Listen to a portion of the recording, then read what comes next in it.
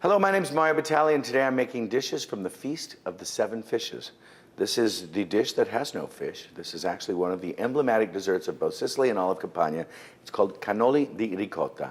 The cannoli is based on two great things, the actual shell itself and then the filling. I'm going to make the shell now.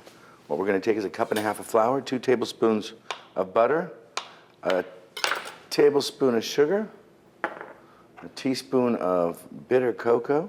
You could put sweet cocoa in if you wanted, a little bit of cinnamon. You could, at this point, personalize this recipe in any way. You could spice it up, you could tune it up, you could make it salty, you could make it sweeter, you could make it savory, you could do anything you want. The trick with great recipes like this is use the base, understand it, and then just play it as long as you like.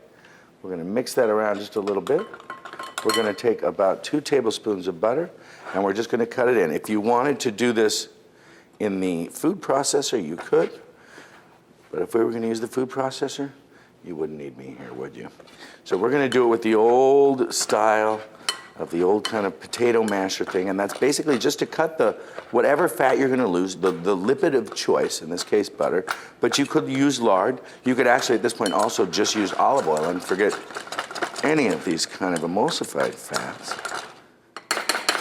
And then you're going to take the liquid. The liquid here today, because we're talking about the cooking of Campania, is something called Limoncello. If you've ever been to Sorrento or the city of Amalfi, they make it high into the hills above the cities because they have so many lemons they don't know what to do with them. Basically, it's kind of like an infused, we call it hooch, but you could call it hard liquor, vodka, it could be grappa, it could be anything like that. Most importantly, it has that intense flavor of lemon. That's not going to be that predominant when you're actually cooking it into the actual crispy cookie thing, but you're going to notice it and you're going to taste it. We're going to take that and mix it around like that.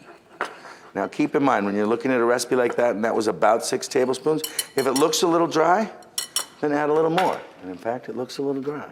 So I'm going to add maybe another tablespoon and a half.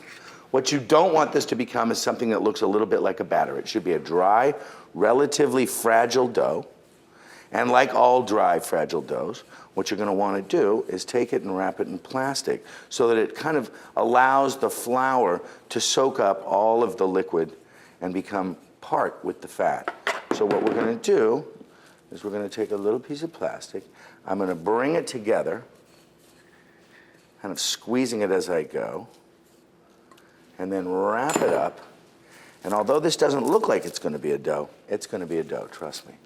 So I'm going to wrap it in plastic like so, and I'm going to put it in the fridge and allow it to rest for about 45 minutes.